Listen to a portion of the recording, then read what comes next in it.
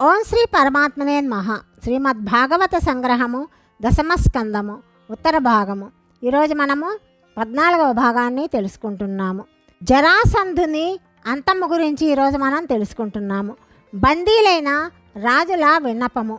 ఒకరోజు శ్రీకృష్ణుడు సభలో ఉండంగానే ఒక దూతొచ్చి కృష్ణునితో ఇలా చెప్పాడు. ప్రభు, జరాసంధుడు చాలామంది రాజులను బందీలుగా తీసుకెళ్ళి వారిని తన రాజధాని అయిన గిరివ్రజపురంలో బంధించి ఉంచాడు. వాళ్ళకి నానా బాధలు పెడుతున్నాడు. వారు నన్ను దూతగా తమ వద్దకి పంపించి నీకు ఇలా విన్నవించుకున్నారు. కృష్ణ, ఆపదలో ఉన్న మమ్ము రక్షించు, నీ శరణుజొచ్చాము. జరాసంధుడు మమ్మల్ని అకారణంగా బంధించి శారీరక మానసిక బాధలకు గురి చేస్తున్నాడు. శిష్టరక్షణకు నీవు అవతరించావని అంటారు.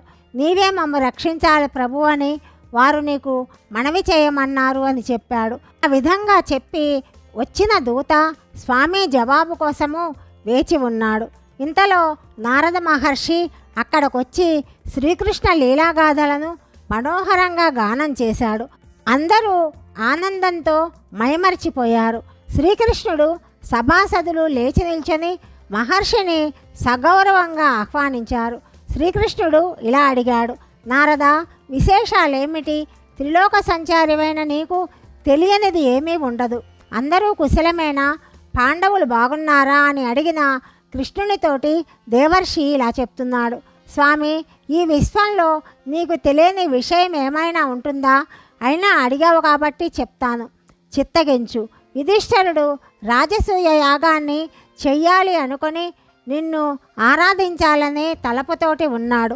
నీవు ఆ కోరికను తీర్చి అనుగ్రహించాలి. ఆ యాగానికి వచ్చిన వాళ్ళందరూ కూడా నీ యొక్క దివ్య దర్శన భాగ్యాన్ని పొందిన వాళ్ళై పునీతులై తరిస్తారు. నీ కీర్తి ఇప్పటికే సర్వలోకాల యందు కూడా వ్యాపించున్నది. నీ పాదజలము పైలోకాల్లో మందాకినిగా, భూలోకంలో గంగానదిగా, పాతాళంలో భోగావతిగా ప్రసిద్ధి చెందింది. ఈ విధంగా చెప్పగా శ్రీకృష్ణుడు ఉద్ధవునితో ఇలా అంటున్నాడు. ఉద్ధవ, నీ ఆలోచన శక్తి నిశితమైనది. మొదట జరాసంధుని జయించి బందీలైన రాజులను విడిపించాలా, లేకపోతే యుధిష్ఠిరుని రాజసూయ యాగానికి మొదట వెళ్ళడమా? ఏది శ్రేయస్కరమో బాగా ఆలోచించి చెప్పు అని కోరాడు. ఉద్ధవుడు ఆలోచించి మొదట రాజసూయ యాగానికి వెళ్ళి తరువాత జరాసంధుని జయించడం మంచిది అని చెప్పాడు. మళ్ళీ ఇలా అన్నాడు, అమిత బల పరాక్రమశాలి అయిన జరాసంధుని చంపటము ఒక్క భీమసేనునికే తప్ప ఇంకెవ్వరికీ సాధ్యపడదు. అతనికి 100 ఔక్షౌహిణుల సైన్యం ఉన్నది. కాబట్టి సేనలతో ఎదిరించి గెలవటము కష్టము. ద్వంద్వ యుద్ధముతోనే అతన్ని ఓడించాలి. జరాసంధుడు బ్రాహ్మణులు దేనిని అడిగినా ఇచ్చేస్తాడు. భీముడు బ్రాహ్మణ వేషంలో వెళ్ళి అతనితో ద్వంద్వ యుద్ధం చేయడానికి ఒక్క అవకాశాన్ని ఇమ్మని యాచిస్తే అతడు తప్పకుండా ఒప్పుకుంటాడు. అప్పుడు మన యొక్క అన్ని ప్రయోజనాలు నెరవేరుతాయి అని ఉద్ధవుడు చెప్పాడు. ఉద్ధవుని ఆలోచనకు అందరూ మెచ్చుకున్నారు. బందీలైన రాజుల యొక్క దూతకు అచిరకాలంలోనే వాళ్ళ యొక్క బాధలు నివారించబడతాయని అభయమిచ్చి పంపించేశాడు. మేఘపుష్పము, వలాహకము, శైభ్యము, సుగ్రీవము అనబడే గుర్రాలను తీసుకొని దారకుడు రథాన్ని సిద్ధం చేశాడు. శ్రీకృష్ణుడు ఉగ్రసేనునకు, బలరామునకు, గురువులకు నమస్కారం చేసి రథమెక్కి వెళ్ళాడు. అతని వెంట చతురంగ బలాలు వెళ్ళాయి. బంగారు పల్లకీలలో భార్యలు కూడా వెళ్ళారు. నదులు, వనాలు, పట్టణాలు దాటి ఆనర్త, సౌబీర, కురుదేశాలను దాటి ఇందుమతి, దుషద్వతి, సరస్వతి నదులు దాటి పాంచాల, మత్స్యదేశాలను కూడా దాటి ఇంద్రప్రస్థ నగరానికి చేరుకొని ఒక ఉపవనంలో విడిది చేశారు.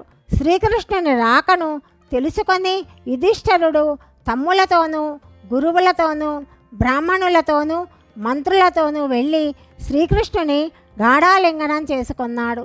అతని సకల దుఃఖాలు తొలగిపోయాయి. భీమార్జునులు, నకుల సహదేవులు కూడా తన ప్రియబాంధవుని గౌరవపూర్వకంగా కౌగలించుకున్నాడు. శ్రీకృష్ణుడు యుధిష్ఠిరుని, భీముని, పెద్దలను, గురువులను పాదాభివందనాలతో గౌరవించాడు. బ్రాహ్మణులు పుణ్యశ్లోకాలు వల్లించారు.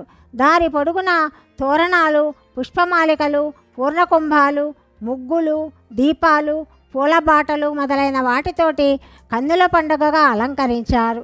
ఆబాల గోపాలము బారులు తీర్చి నిల్చొని జయ జయధ్వానాలు చేశారు. ఆ నీలమేఘశ్యాముని కన్నులారా దర్శించి తమ జన్మ ధన్యమైనది అని ఆనందించారు. ప్రజలందరినీ కరుణాపూరిత దృక్కులతోనూ మనోహరమైన మందహాసముతోనూ వీక్షిస్తూ స్వామి నగర వీధుల గుండా రాజ్యప్రసాదానికి పరివార సహితంగా వచ్చేశాడు. కుంతీదేవి కృష్ణుని చూసి కౌగలించుకొని ఆనంద బాష్పాలు రాల్చింది. కృష్ణుడు ఆమెకు పాదాభివందనం చేశాడు. ద్రౌపది శ్రీకృష్ణుడికి వందనం చేసింది. రుక్మిణి మొదలైన శ్రీకృష్ణ సతులను సాదరంగా గౌరవించి కానుకలు సమర్పించింది. ధర్మరాజు అందరికీ తగిన వసతులు ఏర్పాటు చేశాడు. శ్రీకృష్ణుడు అర్జునుని చెలిమితో అనేకమైన సరస వినోద కార్యక్రమాలలో పాల్గొంటూ కొన్ని నెలలు ఆనందంగా గడిపాడు. రాజసూయ యాగము గురించి ఇప్పుడు మనము తెలుసుకుందాము. రాజసూయ యాగము. ఒకనాడు యుధిష్ఠిరుడు శ్రీకృష్ణునితో ఇలా అంటున్నాడు: ప్రభు గోవింద, రాజసూయ యాగం చేసి దేవతలను ఆరాధించాలని కోరికగా ఉన్నది. దానికి నీ ఆశీస్సులు, అనుగ్రహము కోరుతున్నాను. నిన్ను ఆశ్రయించి ఈ పాదపద్మాలను నిత్యము కొలిచేవారి అభీష్టాలు నెరవేరకుండా ఉండవు అని యుధిష్ఠిరుడు అన్నాడు.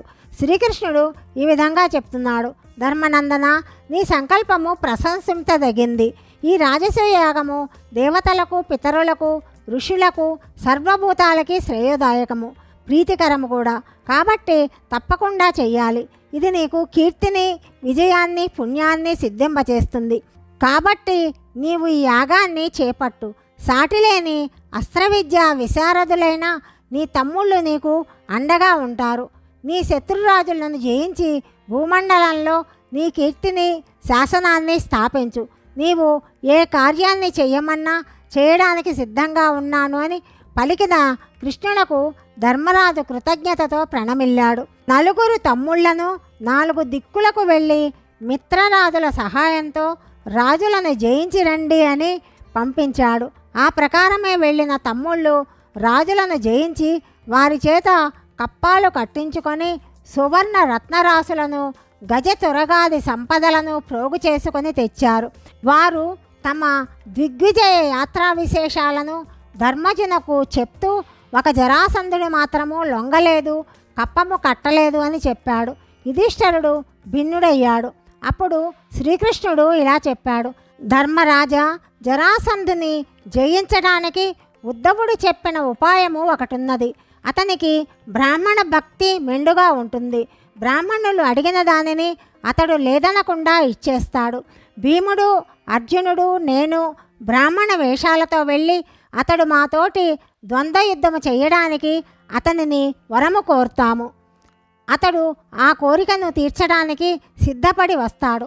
అప్పుడు భీమసేనుడు అతనిని ద్వంద్వ యుద్ధంలో ఓడించగలడు అని చెప్పాడు. అందరూ బాగు అన్నారు. ద్వంద్వ యుద్ధము గురించి తదుపరి భాగంలో తెలుసుకుందాం. సర్వం శ్రీకృష్ణార్పణమస్తు.